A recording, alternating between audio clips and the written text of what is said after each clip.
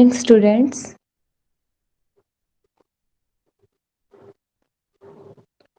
हम स्टार्ट करने जा रहे हैं आज अपनी नई यूनिट नंबर 5।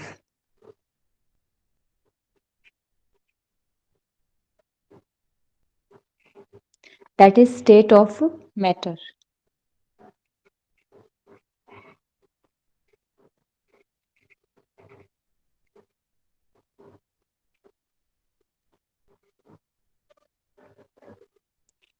आई होप आप 4th यूनिट तक कंप्लीट कर चुके होंगे। आज हम स्टार्ट कर रहे हैं 5th unit, states of matter. तो देखिए students, first of all matter क्या होता है। ठीक है, हम क्या कर रहे हैं, स्टेट्स ऑफ मैटर। तो हमें ये पता होना चाहिए कि मैटर हम किसको बोलते हैं, व्हाट इज मैटर। तो मैटर क्या है, मैटर इज एनीथिंग,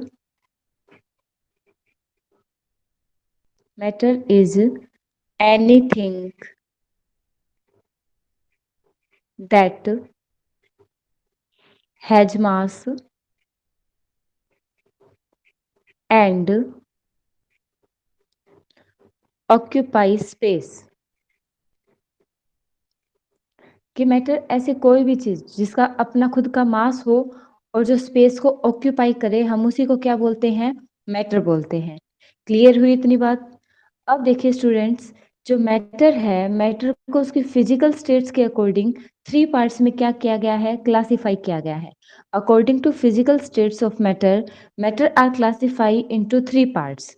कौन कौन से हैं 3 पार्ट्स। Number 1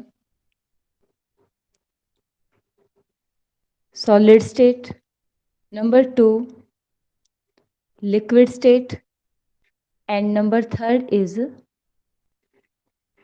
gaseous state। इस तरह से मैटर को क्या किया गया है, क्लासिफाई किया गया है 3 पार्ट में, सॉलिड, लिक्विड एंड गैसियस।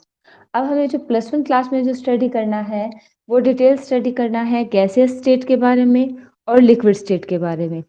जो सॉलिड स्टेट होगी, सॉलिड स्टेट को हम 12th स्टैंडर्ड में स्टडी करते हैं। ये अपनी फर्स्ट यूनिट होगी 12th क्लास में, हम वहाँ स्टडी करेंगे इसको। ठीक है स्टूडेंट्स, तो अब देखिए कि हम कैसे डिफाइन कर सकते हैं कि अपने पास कोई मैटर है वो सॉलिड स्टेट में होगा, लिक्विड में होगा या फिर गैसियस। टेम्परेचर एंड प्रेशर की कंडीशन डिफाइन करेगी कि कोई मैटर कौन सी फेज में एग्जिस्ट करता है। जैसे फॉर एग्जाम्पल वाटर लेके चलते हैं हम, H2O, जो सबने देखा होगा। ठीक है, H2O रूम टेम्परेचर पे क्या होता है, लिक्विड फॉर्म में होता है। और जब हम H2O को क्या कर देते हैं, कूल कर देते हैं, तो कूल करने के बाद H2O किस में कन्वर्ट हो जाता है, सॉलिड स्टेट में। सॉलिड स्टेट में किस फॉर्म में एग्जिस्ट करेगा, ये आइस की फॉर्म में। बात समझ रहे हो, जब H2O को क्या कर दिया जाता है, कूल कर देते हैं हम, इसको फ्रीज कर देते हैं, तो H2O क्या बन जाएगा, सॉलिड। और सॉलिड स्टेट में किस फॉर्म में एग्जिस्ट करता है, आइस की फॉर्म में।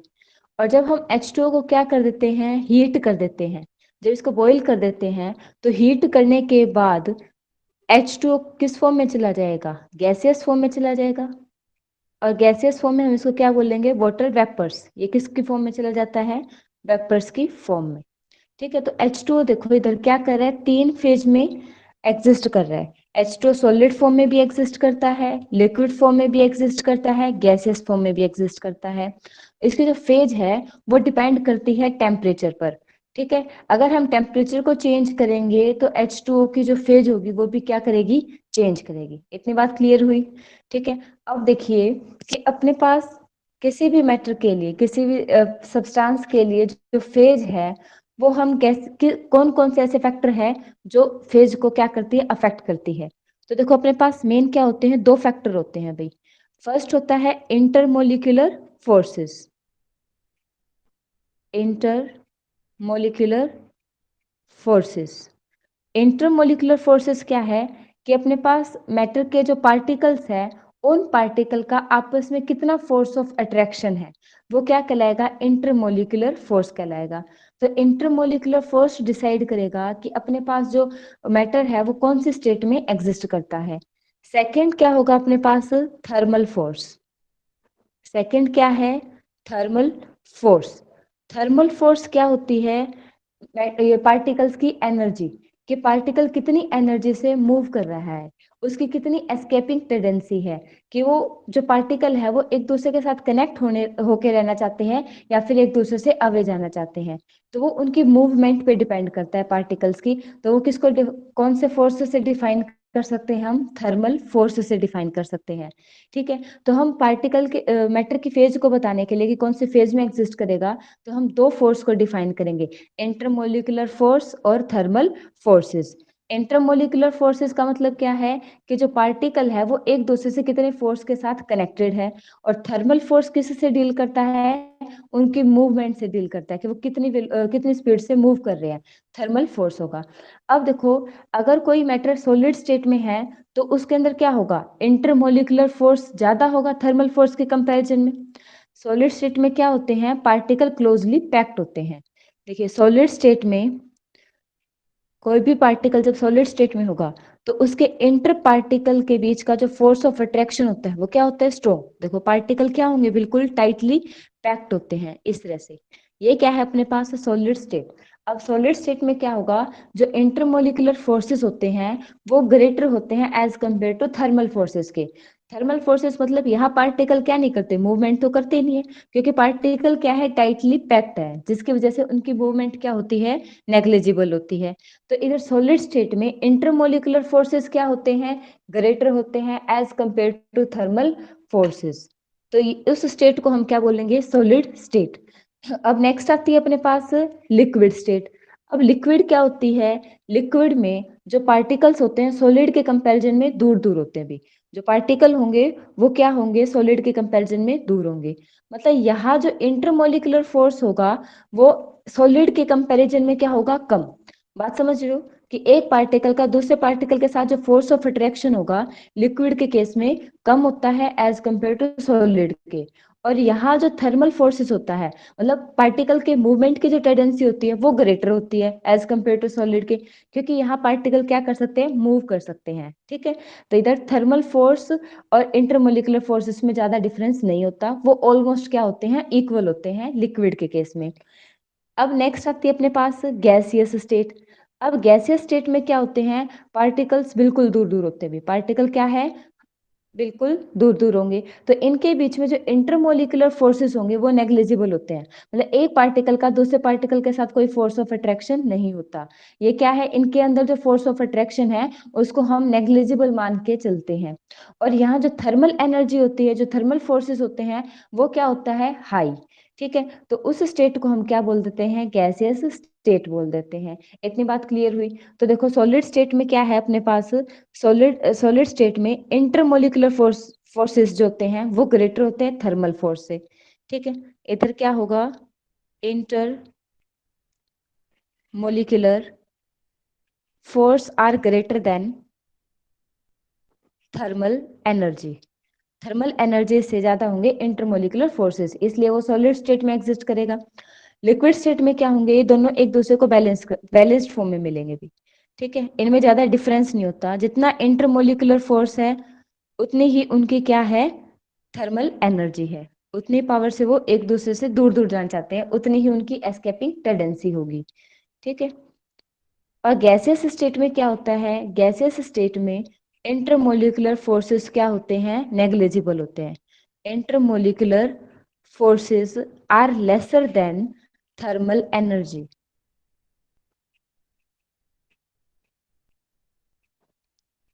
आ गया इतना समझ में। ठीक है स्टूडेंट्स, तो देखो ये क्या है, अपने पास तीन स्टेट है, सॉलिड, लिक्विड एंड गैसियस। अब इनको डिटेल में स्टडी करने से पहले हम ये देखते हैं कि इंटरमोलिकुलर फोर्सेस क्या होते हैं। What is intermolecular force. ठीक है, अपना अगला टॉपिक है इंटरमोलिकुलर फोर्सेस।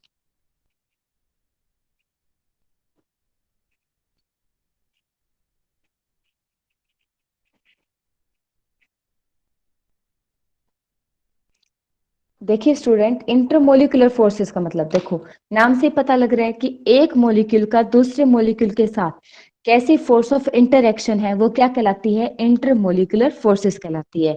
अब कोई जरूरी नहीं है कि इंटरमोलिकुलर फोर्सेस जो होंगे वो सिर्फ अट्रैक्शन होंगे, वो रिपल्शन भी हो सकता है। ठीक है, मतलब एक तरह की इंटरेक्शन है एक मॉलिक्यूल की दूसरे मॉलिक्यूल के साथ। ठीक है, इस टाइप टाइप के फोर्सेस को हम क्या बोलते हैं, इंटरमोलिकुलर फोर्सेस बोलते हैं। तो देखो क्या होगा, the force of attraction, the force of attraction existing between the molecules, कि एक टाइप का फोर्स ऑफ अट्रैक्शन है जो मॉलिक्यूल्स के बीच में क्या करता है, एग्जिस्ट करता है, उसी को हम क्या बोलते हैं, intermolecular forces. It is called intermolecular ma'am page को थोड़ा ऊपर कीजिए। फोर्सेस। अब दिखाई दे रहा है आपको? Yes ma'am. ठीक है, देखिए स्टूडेंट्स, इंटरमोलिकुलर फोर्सेस क्या होते हैं, द फोर्स ऑफ अट्रैक्शन या रिपल्शन एग्जिस्टिंग बिटवीन मॉलिक्यूल्स, कि मॉलिक्यूल के बीच में जो फोर्स ऑफ अट्रैक्शन या फोर्स ऑफ रिपल्शन जो एग्जिस्ट करता है उसको हम क्या बोलते हैं, इंटरमोलिकुलर फोर्सेस बोलते हैं। अब देखो इंटरमोलिकुलर फोर्सेस को हम कैसे डिफाइन कर सकते हैं, इंटरमोलिकुलर फोर्सेस अपने पास डिफरेंट डिफरेंट टाइप के होते हैं। तो देखो अपने पास फर्स्ट टाइप क्या होगा, first is ion dipole interaction. First type क्या है, ion dipole interaction.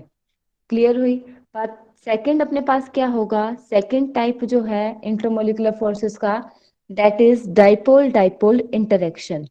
Second type क्या होगा, डाइपोल डाइपोल इंटरेक्शन।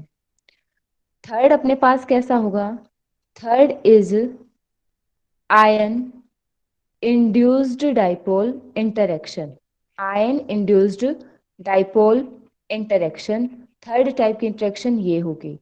फोर्थ अपने पास क्या है, fourth is dipole induced dipole, induced dipole interaction. And fifth is induced dipole, induced dipole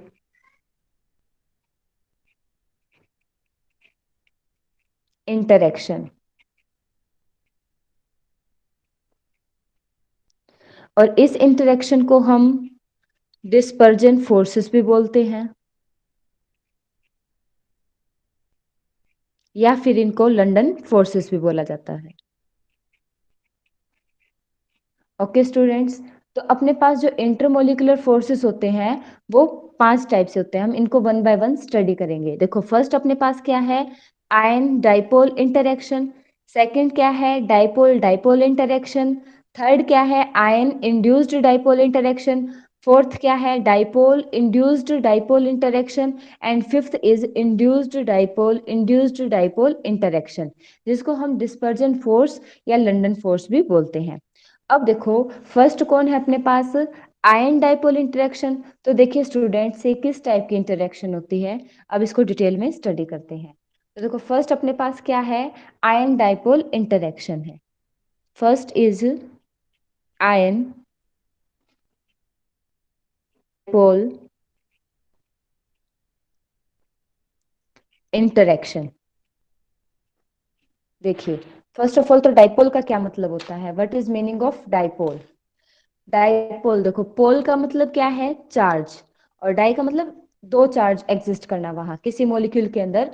dipole का form होता है जब दो डिफरेंट इलेक्ट्रोनेगेटिविटी के एलिमेंट जब कंबाइन करके एक मॉलिक्यूल का फॉर्मेशन करते हैं, तो उनके इलेक्ट्रोनेगेटिविटी के डिफरेंस की वजह से उन पर क्या क्रिएट हो जाते हैं, चार्ज क्रिएट हो जाते हैं, जिसकी वजह से वो क्या बन जाते हैं, डाइपोल। देखो स्टूडेंट, डाइपोल हम किनको बोलेंगे, कि जब अपने पास कोई दो एटम क्या करते हैं, कंबाइन करते हैं, क्या बनाने के लिए, मॉलिक्यूल बनाने के लिए, और अगर उनकी इलेक्ट्रोनेगेटिविटी का डिफरेंस ज्यादा होगा तो अपने पास क्या क्रिएट हो जाता है, डाइपोल क्रिएट हो जाता है। ऐसा क्यों होता है, देखो हमने थर्ड यूनिट में स्टडी किया था कि इलेक्ट्रोनेगेटिविटी क्या है। Electronegativity is the tendency of an atom to attract shared pair of electron. कि किसी भी एटम की टेंडेंसी क्या करना, शेयर्ड पेयर ऑफ इलेक्ट्रॉन को अपनी तरफ अट्रैक्ट करने की, उसी को हम क्या बोलते हैं, इलेक्ट्रोनेगेटिविटी। अब देखो जैसे HCl हमने लिया है, हाइड्रोजन क्लोराइड में क्लोरीन की इलेक्ट्रोनेगेटिविटी क्या है, ग्रेटर है एज कंपेयर टू हाइड्रोजन के। बात समझ रहे हो इतनी? तो अब देखो क्लोरीन क्या करेगा, chlorine in shared pair of electron को, देखो इनके बीच में जो इलेक्ट्रॉन जो इन्होंने शेयरिंग कर रखी है ना कोवलेंट बॉन्ड बनाने के लिए, इन शेयर्ड पेयर ऑफ इलेक्ट्रॉन को क्लोरीन अपनी तरफ अट्रैक्ट कर लेगा। बात समझ रहे हो? जब क्लोरीन इन इलेक्ट्रॉन को अपनी तरफ अट्रैक्ट करेगा तो क्लोरीन के ऊपर क्या डेवलप होगा, नेगेटिव चार्ज डेवलप होगा। बात समझ रहे हो? और हाइड्रोजन के ऊपर क्या डेवलप हो जाएगा, पार्शियल पॉजिटिव चार्ज डेवलप हो जाएगा।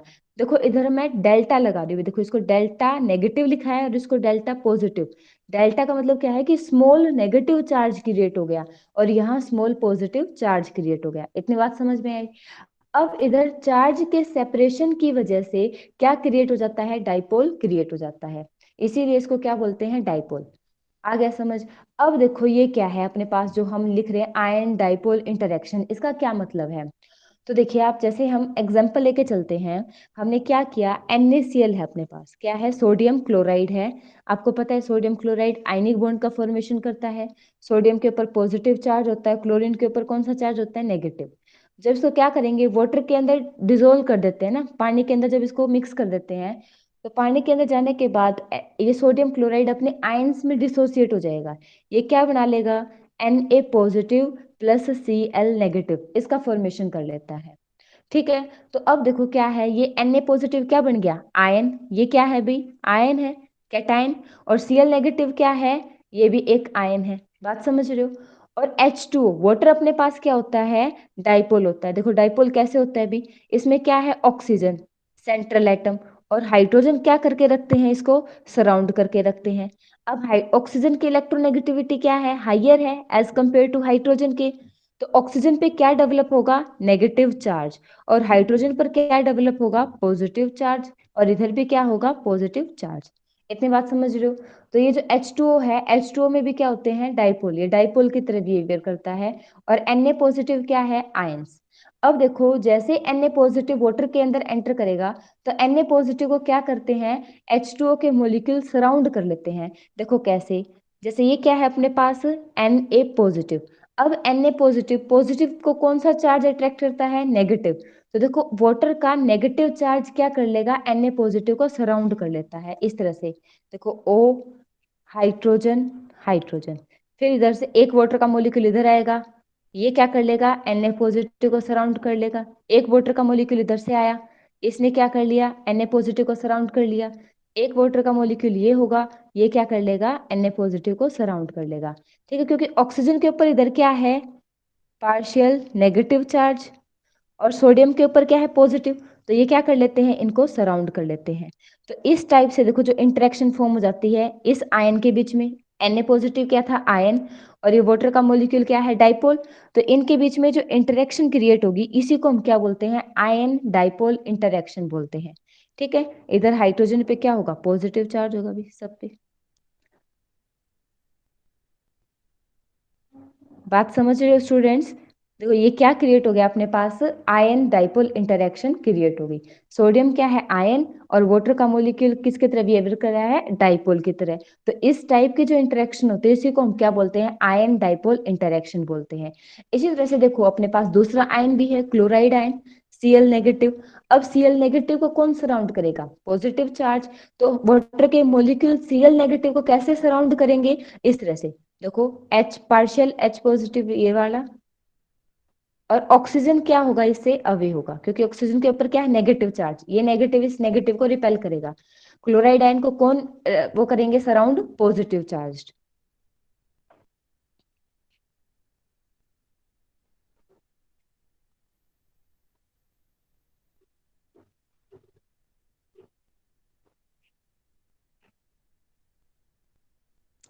इस तरह से देखो क्लोरीन को क्या कर लिया भाई, हाइड्रोजन ने सराउंड कर लिया। ठीक है, तो इधर से देखो क्या क्रिएट हो जाते हैं, इंटरेक्शन क्रिएट होती है। क्लोरीन क्या है, नेगेटिव आयन, और ये क्या है अपने पास, डाइपोल। तो इनके बीच में जो इंटरेक्शन होगी, आयन और डाइपोल के बीच में जो इंटरेक्शन होती है इसी को हम क्या बोलते हैं, आयन डाइपोल इंटरेक्शन बोलते हैं। ठीक है, एक एग्जाम्पल और लेके चल सकते हो आप। देखो जैसे क्लोराइड आयन है Cl-, ये कहाँ रखा है, HCl के पास रखा है, ये हाइड्रोजन क्लोराइड, ये अपने पास क्या है, डाइपोल, क्योंकि इसके पास क्या है, एक पॉजिटिव चार्ज है और दूसरा क्या है, नेगेटिव चार्ज। और क्लोराइड आयन, ये आयन है, इसके ऊपर नेगेटिव चार्ज है। अब ये क्या करेगा, ये क्लोराइड आयन इसको क्या करेगा, फोर्स ऑफ अट्रैक्शन होगा इनके बीच में, आयन और डाइपोल्स के बीच में, इसी को हम क्या बोलते हैं, आयन डाइपोल इंटरेक्शन बोलते हैं।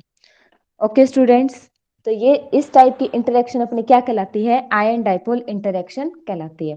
अब नेक्स्ट देखो, नेक्स्ट क्या है अपने पास, डाइपोल डाइपोल इंटरेक्शन।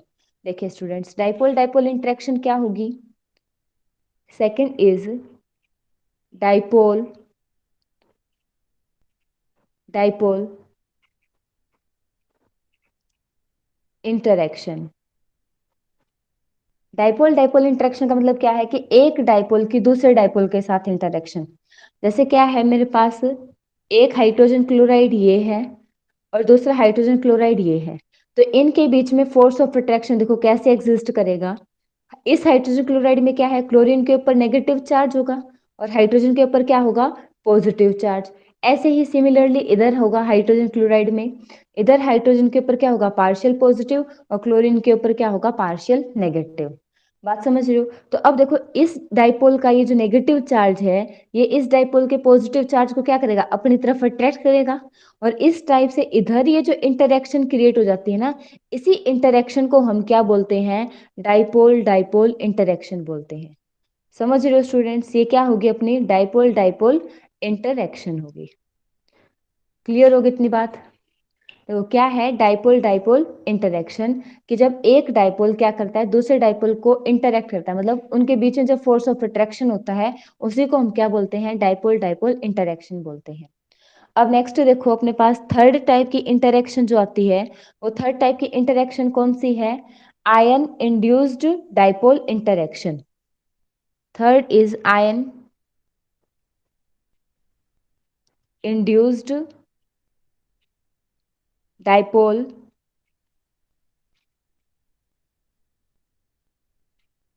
इंटरेक्शन। देखिए स्टूडेंट्स, ये क्या होगा, आयन इंड्यूस्ड डाइपोल इंटरेक्शन। इधर अपने पास इंड्यूस्ड का मतलब क्या है, कि अपने पास डाइपोल नहीं है, लेकिन वो आयन की प्रेजेंस में क्या बन जाता है, डाइपोल बन जाता है। ठीक है, तो इस टाइप के डाइपोल को हम क्या बोलते हैं, इंड्यूस्ड डाइपोल बोलते हैं। देखो जैसे हम एग्जांपल लेते हैं कोई नॉन पोलर मॉलिक्यूल का, नॉन पोलर मॉलिक्यूल में अपने पास कौन से है, H2 है, O2 हो जाएगा, N2 हो जाएगा, मतलब ऐसा मॉलिक्यूल जिसमें क्या होंगे, दोनों के दोनों एटम सेम इलेक्ट्रोनेगेटिविटी के होते हैं, ऐसे मॉलिक्यूल्स को हम क्या बोलते हैं, नॉन पोलर। तो इनमें कोई डाइपोल नहीं होता, क्योंकि दोनों की क्या है, सेम इलेक्ट्रोनेगेटिविटी है, वहां कोई चार्ज क्रिएट नहीं होता। लेकिन ये क्या करेंगे, किसी आयन की प्रेजेंस में क्या कर लेते हैं, डाइपोल का फॉर्मेशन कर लेते हैं, तो उसी को हम क्या बोलते हैं, इंड्यूस्ड डाइपोल बोलते हैं। तो देखो जैसे हमने क्या ले रखा है, जैसे इधर क्या है, Na पॉजिटिव, ये क्या है, कोई आयन है, और इसके साथ हमने क्या रख रखा है, हाइड्रोजन, ये क्या है अपने पास, HH, ये हाइड्रोजन है।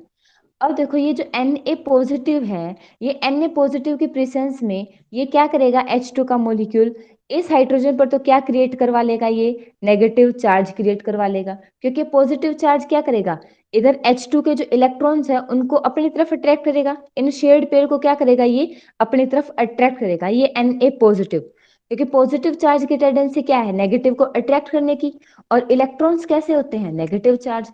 तो ये Na पॉजिटिव क्या करेगा, इन हाइड्रोजन के अंदर ये जो शेयर्ड पेयर है ना, इनको अपनी तरफ अट्रैक्ट करना स्टार्ट कर देगा।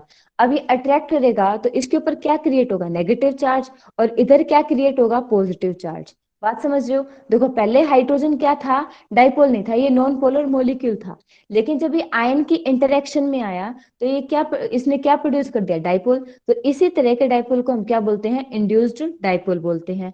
और यहाँ से जो इंटरेक्शन क्रिएट हो जाती है इस आयन और इस इंड्यूस्ड डाइपोल के बीच में, इसी इंटरेक्शन को हम क्या बोलते हैं, आयन इंड्यूस्ड डाइपोल इंटरेक्शन बोलते हैं। क्लियर होगी इतनी बात। तो देखो इधर Na पॉजिटिव क्या है, Na पॉजिटिव क्या था अपने पास, आयन, और ये H2 क्या था अपने पास, non polar molecule. Na positive के प्रेजेंस में हाइड्रोजन पर क्या क्रिएट हो गए, पोल क्रिएट हो गए, चार्ज क्रिएट हो गए, जिसकी वजह से ये क्या बन गया, इंड्यूस्ड डाइपोल बन गया। और इनके बीच के इंटरेक्शन को ही हम क्या बोल देते हैं, आयन इंड्यूस्ड डाइपोल इंटरेक्शन बोल देते हैं। ओके स्टूडेंट, जैसे अगला एग्जांपल लेके चलते हैं, क्लोराइड आयन। जैसे अपने पास क्या है, Cl नेगेटिव है, अगर इसकी कॉन्टेक्ट में क्या है, ऑक्सीजन है, मान लो O डबल बॉन्ड O, ये ऑक्सीजन है O2। अब O2 पता है हमें नॉन पोलर होते हैं क्योंकि दोनों सेम इलेक्ट्रोनेगेटिविटी के एलिमेंट है। लेकिन जैसे ये Cl नेगेटिव के कॉन्टेक्ट में आएगा तो ये Cl नेगेटिव क्या करेगा, देखो इसके ऊपर नेगेटिव चार्ज है, और ये नेगेटिव चार्ज क्या करेगा, इस ऑक्सीजन के जो शेड पेड़ है ना, उनको अपने से दूर रिपेल करेगा, उनको दूर फेंकेगा भी, क्योंकि इसके ऊपर भी नेगेटिव चार्ज है और इलेक्ट्रॉन के ऊपर भी नेगेटिव चार्ज होते हैं। तो ये जो इलेक्ट्रॉन है ये कहाँ शिफ्ट हो जाएंगे, इस ऑक्सीजन के टुवर्ड शिफ्ट हो जाएंगे। तो इधर क्या क्रिएट हो जाएगा, नेगेटिव चार्ज, और इस ऑक्सीजन पर क्या क्रिएट हो जाएगा, पॉजिटिव चार्ज। तो इस तरह से इस नेगेटिव और पॉजिटिव में जो इंटरेक्शन क्रिएट हो जाती है ना, इस इंटरेक्शन को हम क्या बोलेंगे, आयन इंड्यूस्ड डाइपोल इंटरेक्शन बोलते हैं। ओके स्टूडेंट्स, अब नेक्स्ट देखिए अपने पास फोर्थ टाइप की इंटरेक्शन कौन सी होगी, fourth is dipole induced dipole interaction, dipole induced dipole interaction. देखो नाम से ही पता लग रहा होगा कि अब की बार आयन नहीं होगा, अब कौन है अपने पास, डाइपोल, और ये डाइपोल क्या करवाएगा, एक न्यू डाइपोल इंड्यूस्ड करवाएगा। ठीक है, जैसे हम एग्जांपल लेके चलते हैं, अपने पास क्या है, हाइड्रोजन क्लोराइड है, तो ये क्या है अपने पास, डाइपोल है, क्योंकि इधर क्लोरीन पर क्या होता है, नेगेटिव चार्ज, और हाइड्रोजन पर क्या है, पॉजिटिव चार्ज, तो ये क्या है अपने पास, डाइपोल।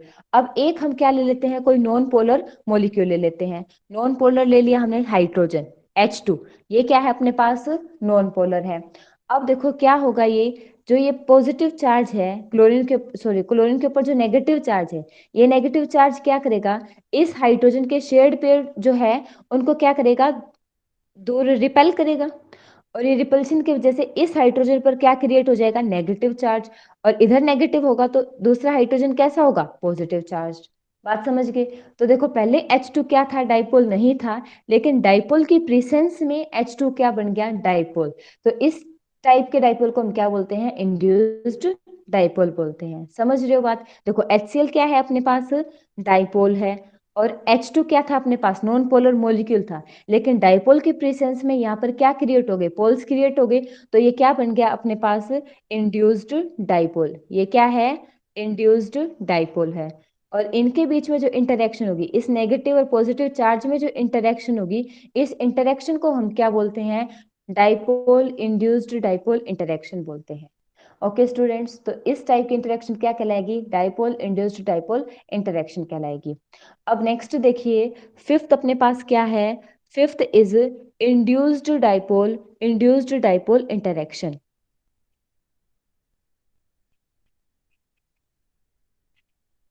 इंड्यूस्ड डाइपोल इंटरेक्शन,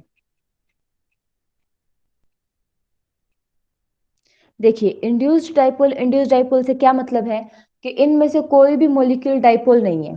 ठीक है, देखो एक मोमेंट के लिए, मतलब किसी भी मॉलिक्यूल में एक ऐसा मोमेंट आता है जिस पर वो क्या करने लगता है, डाइपोल की तरह बिहेवियर करने लगता है भाई, वो डाइपोल नहीं होता एक्चुअल में, लेकिन किसी एक पर्टिकुलर मोमेंट पे इलेक्ट्रॉन के मूवमेंट की वजह से वो क्या करता है, डाइपोल की तरह बिहेवियर शो करने लगता है।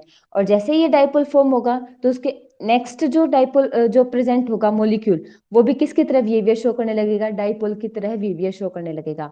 देखिए जैसे एग्जांपल लेके चलते हैं, हीलियम का एग्जांपल लेके चलते हैं, अपने पास क्या है, हीलियम।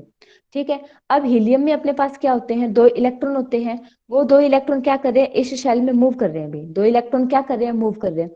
अब एक टाइम ऐसा आएगा कि वो दोनों के दोनों इलेक्ट्रॉन मान लो इस साइड प्रेजेंट है, दोनों के दोनों इलेक्ट्रॉन क्या है, सेम साइड पे प्रेजेंट होंगे, तो इस साइड क्या क्रिएट हो जाएगा, नेगेटिव चार्ज क्रिएट हो जाएगा। बात समझ रहे हो, और इस साइड अगर नेगेटिव चार्ज क्रिएट हुआ है तो दूसरी साइड क्या होगी, इलेक्ट्रॉन की डेफिशिएंसी, उधर क्या क्रिएट होगा, पॉजिटिव चार्ज। अब जैसे ही हीलियम के साइड में जो अनदर हीलियम प्रेजेंट होगा, अब वो क्या करेगा, देखो इसके पॉजिटिव चार्ज को देख के इसके जो हीलियम के इलेक्ट्रॉन होंगे वो क्या करेंगे, इस पॉजिटिव चार्ज की तरफ अट्रैक्ट होंगे, तो इधर क्या होंगे, इलेक्ट्रॉन इकट्ठा हो जाएंगे, और इधर क्या क्रिएट हो जाएगा, नेगेटिव चार्ज, और इस नेगेटिव के बिल्कुल अपोजिट में क्या क्रिएट होगा, पॉजिटिव चार्ज क्रिएट होगा। बात समझ रहे हो? देखो ये जो हीलियम था ये पहले डाइपोल नहीं था, लेकिन एक किसी पर्टिकुलर मोमेंट पर इसके जो इलेक्ट्रॉन है वो इस तरह से मूवमेंट शो करने लगे कि एक साइड क्या क्रिएट हो गया, नेगेटिव चार्ज, और इससे अपोजिट में क्या क्रिएट हो गया, पॉजिटिव चार्ज। बात समझ रहे हो? अब इसके डाइपोल की वजह से इसके साइड में जो हीलियम प्रेजेंट होगा उसके ऊपर भी क्या प्रोड्यूस हो जाएगा, डाइपोल प्रोड्यूस हो जाएगा। तो इस तरह से इनके बीच में जो इंटरेक्शन आ जाती है इस पॉजिटिव और नेगेटिव के बीच में, इस इंटरेक्शन को हम क्या बोलेंगे, इंड्यूस्ड डाइपोल इंटरेक्शन बोलते हैं। समझ रहे हो बात? जैसे अपने पास क्या है, दो हाइड्रोजन के मॉलिक्यूल है, ठीक है, एक हाइड्रोजन ये है अपने पास और दूसरा हाइड्रोजन अपने पास ये है। तो ये देखो दोनों के दोनों क्या है, नॉन पोलर। लेकिन किसी एक मोमेंट पे हम मान लेते हैं कि इस हाइड्रोजन में क्या है, इधर क्या क्रिएट हो गया, नेगेटिव चार्ज, और इस हाइड्रोजन पे क्या क्रिएट हुआ है, पॉजिटिव चार्ज। तो इसी मोमेंट पे इस डाइपोल में भी क्या क्रिएट हो जाएगा, देखो इधर नेगेटिव है तो इस हाइड्रोजन पर क्रिएट होगा पॉजिटिव चार्ज, और इसे अपोजिट हाइड्रोजन पर क्या क्रिएट होगा, नेगेटिव। तो देखो इधर नेगेटिव और पॉजिटिव में जो इंटरेक्शन होगी ना, इस इंटरेक्शन को हम क्या बोलेंगे, इंड्यूस्ड डाइपोल इंटरेक्शन बोलेंगे। देखो ये दोनों पहले डाइपोल नहीं थे, किसी एक पर्टिकुलर मोमेंट पे ये क्या बना है, डाइपोल, इसको क्या बोलेंगे, इंड्यूस्ड डाइपोल। और इस डाइपोल की वजह से अनदर जो अपने पास नॉन पोलर मॉलिक्यूल होगा उसके ऊपर भी क्या क्रिएट हो जाएगा, डाइपोल, पोल्स क्रिएट हो जाते हैं, चार्ज, जिसकी वजह से इसको भी हम क्या बोलेंगे, इंड्यूस्ड डाइपोल बोलेंगे। तो इस टाइप की जो इंटरेक्शन होगी, इस इंटरेक्शन को हम क्या बोलते हैं, इंड्यूस्ड डाइपोल इंटरेक्शन बोलते हैं। और ये जो इंटरेक्शन होती है इंड्यूस्ड डाइपोल वाली, सबसे वीकेस्ट इंटरेक्शन होती है। दिस इज वीकेस्ट इंटरेक्शन, सबसे वीक बॉन्ड होता है ये, ठीक है। और इसको हम क्या बोलते हैं, डिस्पर्जन बॉन्ड भी बोलते हैं, डिस्पर्जन फोर्स भी बोलते हैं, या फिर इसको लंदन फोर्स भी बोलते हैं।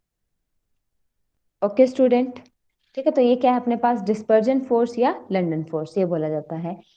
तो देखो हमने क्या देखी, 5 टाइप की इंटरेक्शन है अपने पास। Ion dipole interaction, dipole dipole interaction, ion induced dipole interaction, dipole induced dipole interaction, induced dipole interaction.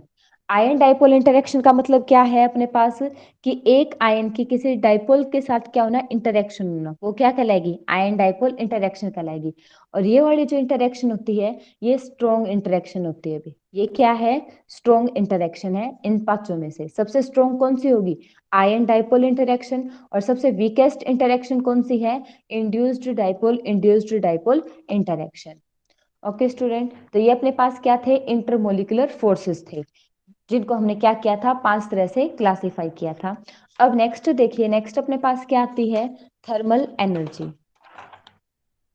या जिनको क्या बोलते हैं हम, थर्मल फोर्सेस बोलते हैं। तो देखिए स्टूडेंट,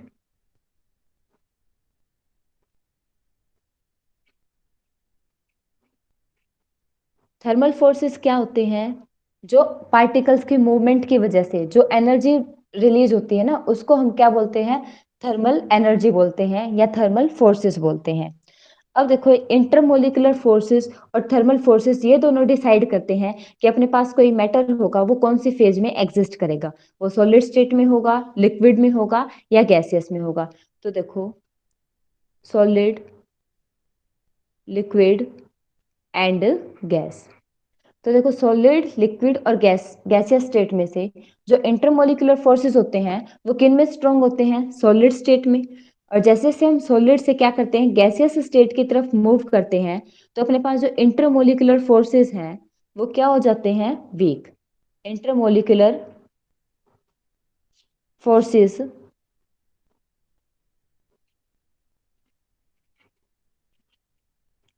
वीक हो जाते हैं। लिक्विड सॉलिड के केस में इंटरमोलिकुलर फोर्सेस क्या होंगे, स्ट्रॉन्ग। लिक्विड के केस में क्या होंगे, इंटरमीडिएट। और गैस के केस में क्या होंगे, बिल्कुल वीक इंटरमोलिकुलर फोर्सेस। और जब हम क्या करते हैं, सॉलिड से गैस की तरफ जाते हैं, तो अपने पास जो थर्मल एनर्जी होती है, थर्मल एनर्जी, थर्मल एनर्जी क्या करती है, इंक्रीज करती है, ठीक है। सॉलिड स्टेट के जो थर्मल एनर्जी होगी वो सबसे कम होती है, क्योंकि सॉलिड स्टेट के जो पार्टिकल होते हैं वो बिल्कुल भी मूवमेंट शो नहीं करते। लेकिन लिक्विड के अंदर थर्मल एनर्जी क्या होगी, सॉलिड के कंपैरिजन में ग्रेटर होगी, और गैसियस स्टेट में थर्मल एनर्जी क्या होती है, हाइयर होती है, क्योंकि गैस के जो मॉलिक्यूल है वो क्या करते हैं, मूव करते हैं भाई, ठीक है, वो इधर उधर क्या करते हैं, रैंडमली मोशन शो करते हैं। तो सबसे हाइयर थर्मल एनर्जी किसकी होगी, गैसियस स्टेट की, और सबसे highest intermolecular forces of attraction कहाँ होंगे, सॉलिड स्टेट में। इतनी बात क्लियर होगी स्टूडेंट्स। अब नेक्स्ट देखिए, the difference between solid, liquid and gaseous state, कि सॉलिड, लिक्विड और गैसियस स्टेट में क्या डिफरेंस है, हम वो डिफरेंस देखेंगे। सॉलिड, लिक्विड एंड गैस, इनमें क्या डिफरेंस होता है।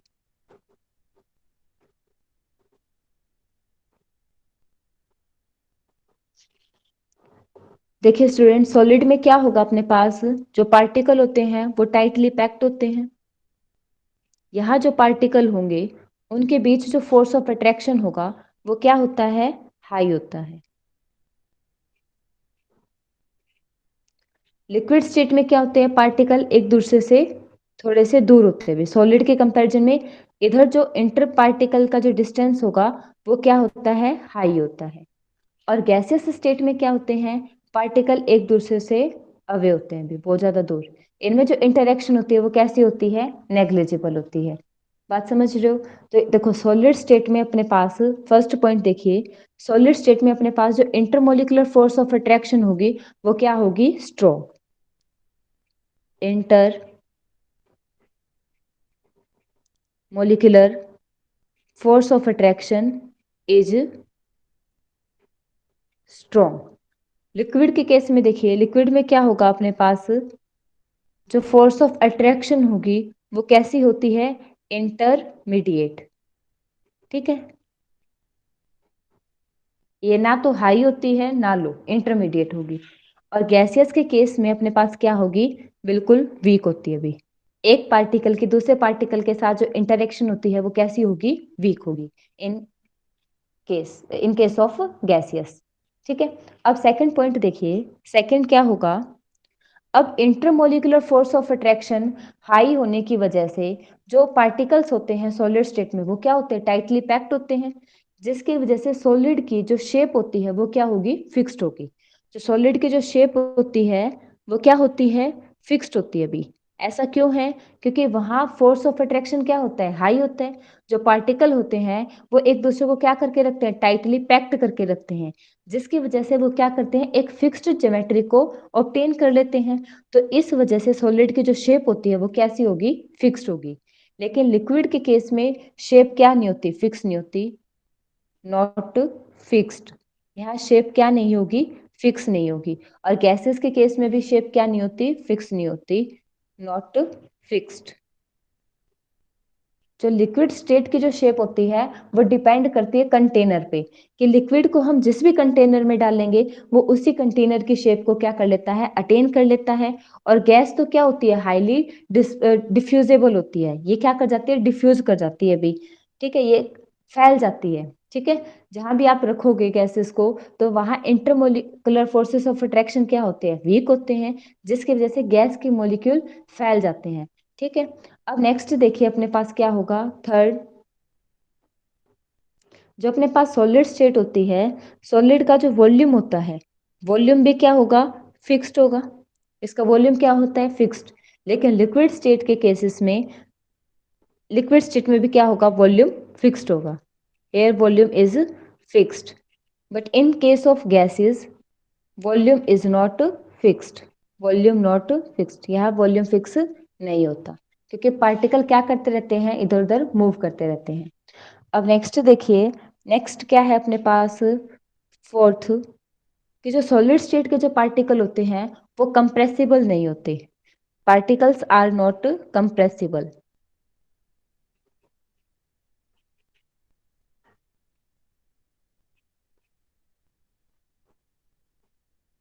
अब कंप्रेसिबल का मतलब क्या है, किसी चीज को दबाना भी। जैसे ये मेरे पास ये पेन है, अब पेन क्या है, ये सॉलिड स्टेट में है, अगर मैं इसको कंप्रेस करूंगी तो क्या इसकी शेप चेंज होगी, नहीं, क्योंकि यहाँ जो पार्टिकल है ना उनके बीच में क्या है, फोर्स ऑफ अट्रैक्शन हाई है, यहाँ कोई वैकेंट स्पेस ही नहीं है, जिससे इनके पार्टिकल क्या कर सके, कंप्रेस कर सके। वो ऑलरेडी क्या है, बिल्कुल एक दूसरे के पास है भी। यहाँ पर जो स्पेस होते हैं ना, वैकेंट स्पेस, वो नेग्लिजिबल है। और वैकेंट स्पेस ना होने की वजह से जो सॉलिड स्टेट के जो पार्टिकल्स होते हैं वो कंप्रेसिबल नहीं होते, हम उनको कंप्रेस नहीं कर सकते। बात समझ रहे हो? तो कंप्रेस किनको किया जा सकता है, जिनके बीच में स्पेस हो, वो उनके पार्टिकल क्या कर सके, कंप्रेस कर सके। लेकिन इस केस में क्या होगा, सॉलिड के केस में जो पार्टिकल्स होते हैं वो ऑलरेडी इतनी टाइटली पैक्ड है कि उनको फर्दर कंप्रेस नहीं किया जा सकता। लेकिन लिक्विड के केस में क्या है, पार्टिकल सॉलिड के कंपैरिजन में दूर दूर प्रेजेंट होते हैं, तो लिक्विड को हम क्या कर सकते हैं, कंप्रेस कर सकते हैं। ठीक है, तो दीज आर कंप्रेसिबल, ये क्या होंगे, कंप्रेसिबल होंगे। दीज आर कंप्रेसिबल, इनको हम कंप्रेस कर सकते हैं। लेकिन गैसियस स्टेट के पार्टिकल होंगे, ये हाईली कंप्रेसिबल होते हैं भी, इनमें क्या है, वैकेंट स्पेस बहुत ज्यादा होता है, इनके पार्टिकल को हम क्या कर सकते हैं, कंप्रेस कर सकते हैं। तो पार्टिकल क्या होंगे, एक दूसरे के पास आ जाते हैं भी, इनके अंदर intermolecular force of attraction develop हो जाते हैं जब इनको कंप्रेस किया जाता है। तो गैसेस क्या होती है, gases are highly compressible, gases are highly compressible, ये क्या होते हैं, हाईली कंप्रेसिबल होते हैं। इतनी बात आगे होगी समझ में आपको। अब नेक्स्ट देखिए, नेक्स्ट क्या है अपने पास, डेंसिटी। अब जो सॉलिड स्टेट की जो डेंसिटी होती है वो क्या होगी, देखिए स्टूडेंट्स, डेंसिटी को हम कैसे डिफाइन करते हैं, मास पर यूनिट वॉल्यूम, इस तरह से। अब वो सॉलिड स्टेट में जो पार्टिकल है वो क्या है, एक दूसरे के टाइटली पैक्ड है भी, बिल्कुल क्या है, वो टाइटली पैक्ड। और टाइटली पैक्ड होने की वजह से सॉलिड स्टेट का जो वॉल्यूम होता है वो क्या होता है, लो।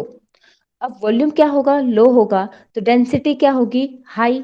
बात समझ रहे हो, डेंसिटी क्या हो जाएगी इस केस में, हाई। तो जो सॉलिड स्टेट होती है, सॉलिड स्टेट की डेंसिटी कैसी होती है, हाई होती है भी, दीज शो हाइयर डेंसिटी।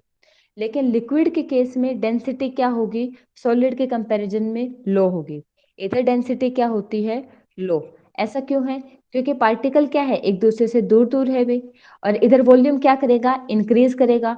और वॉल्यूम इंक्रीज करेगा तो डेंसिटी क्या करेगी, डिक्रीज करेगी, क्योंकि एक दूसरे के इनवर्सली प्रोपोर्शनल होती है ना, इस वजह से। देखो लिक्विड के केस में क्या है, वॉल्यूम अपने पास हाई है, और वॉल्यूम हाई होगा तो डेंसिटी क्या होगी, लो होगी। और जो गैसियस स्टेट होती है, गैसियस स्टेट क्या शो करती है, लोएस्ट डेंसिटी शो करती है अभी। सबसे लोएस्ट डेंसिटी किसकी होती है, गैसियस स्टेट की होती है। ऐसा क्यों है, क्योंकि इसके पार्टिकल तो बहुत ज्यादा दूर दूर होते हैं, वॉल्यूम बहुत ज्यादा हाई होगा, और वॉल्यूम हाई होगा तो डेंसिटी क्या होगी, लो। तो इस वजह से गैसेस के पार्टिकल कैसे डेंसिटी शो करते हैं, लोएस्ट। तो आपसे क्वेश्चन पूछा जा सकता है कि सॉलिड, लिक्विड और गैस को डेंसिटी के ऑर्डर में अरेंज करो, तो आप क्या कहोगे कि सॉलिड स्टेट की डेंसिटी सबसे हाई होती है, फिर लिक्विड की, और सबसे कम डेंसिटी किसकी होती है, गैसियस स्टेट की। इतनी बात आ गई समझ में। अब नेक्स्ट देखिए, एनर्जी। सिक्स्थ पॉइंट आएगा अपना एनर्जी, कि सॉलिड स्टेट के जो पार्टिकल होते हैं उनके जो थर्मल एनर्जी होते हैं वो सबसे लोअर होती है अभी। क्योंकि सॉलिड स्टेट के पार्टिकल क्या नहीं कर सकते, मूवमेंट शो नहीं कर सकते, वो एक जगह पे क्या रहते हैं, फिक्स्ड रहते हैं, वो कोई मूवमेंट शो नहीं करते। तो इस वजह से सॉलिड स्टेट के पार्टिकल्स की जो थर्मल एनर्जी होगी वो कैसी होती है, लोअर। ठीक है, ये क्या शो करते हैं, लो थर्मल एनर्जी शो करते हैं, these show low thermal energy. लेकिन लिक्विड स्टेट की जो थर्मल एनर्जी होगी वो सॉलिड के कंपैरिजन में क्या होती है, high. These show high thermal energy, ये क्या शो करते हैं, हाई थर्मल एनर्जी शो करते हैं। आपने देखा होगा लिक्विड क्या कर सकता है, मूव कर सकता है ना, एक जगह से दूसरी जगह पर मूवमेंट शो करता है। ऐसा क्यों है, क्योंकि उसके पार्टिकल क्या शो करते हैं, थर्मल एनर्जी, मतलब उनके पार्टिकल्स की क्या होती है, थर्मल एनर्जी होती है। अब नेक्स्ट देखिए अपने पास क्या है, नेक्स्ट गैसियस स्टेट के लिए जो थर्मल एनर्जी होती है वो कैसी होती है, हाईएस्ट। वे गैस के मॉलिक्यूल क्या करते हैं, हाईली मूव करते हैं। गैस के मॉलिक्यूल एक एक जगह तो फिक्स होते नहीं है, वो क्या शो करते रहते हैं, मूवमेंट शो करते रहते हैं भी। तो इस वजह से गैसेस पार्टिकल की जो एनर्जी होती है वो क्या होती है, हाईएस्ट होती है। These show high thermal energy, ये क्या करते हैं, हाई थर्मल एनर्जी शो करते हैं।